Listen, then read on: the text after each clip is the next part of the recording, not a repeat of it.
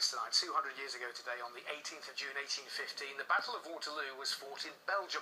After 20 years of war with France, Britain and the Allied forces finally faced and defeated Napoleon's army. The Duke of Wellington led them, and among his British troops were many Yorkshiremen.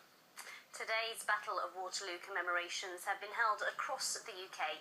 Here on Look North, we've uncovered the stories of soldiers from our county who've helped change the course of European history. Here's Carla Fowler. It's one of the most important battles in military history, involving 4 armies, 200,000 soldiers and tens of thousands dead and wounded. Wellington's victory at Waterloo ended decades of conflict in Europe and established Britain as an unrivalled military power. Its first British memorial was recently unveiled at Waterloo Station.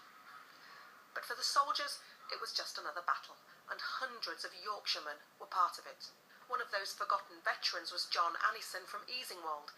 His army discharge document shows he was injured at Waterloo, and the Royal Armoury's newly conserved model of the battlefield reveals where he might have been. We've got the Household Brigade coming down here and the Union Brigade coming down here. We've actually got 1st Life Guards coming down the hill here, fighting French cuirassiers. John Annison from Easingwold, he used to be a miner, and he's 6'1.5" tall.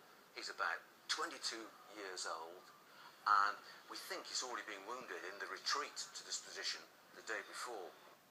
We don't know what John Annison looked like, but one Yorkshire officer is immortalised here in the artwork of Daniel Maclise. It features the tragic death of Frederick Howard, son of the Earl of Carlisle of Castle Howard. He was an officer of the 10th Hussars and was probably the last Allied officer killed at the Battle of Waterloo. And you can see him here being tenderly handled by 3 soldiers. Major Howard was just 29 when he was killed, leaving behind a young wife and 2 infant sons. Thomas Nicholson from York served in the King's Dragoon Guards and would have made several death-defying charges here against the French. He survived, and local records show he returned to Fulford to become landlord of the Light Horsemen, another unknown Yorkshire soldier whose actions helped change the course of history. This is what many Waterloo veterans' gravestones must look like. The inscription has all but disappeared, and I can just make out the name Thomas Nicholson there. But we know what it says because of the cemetery records.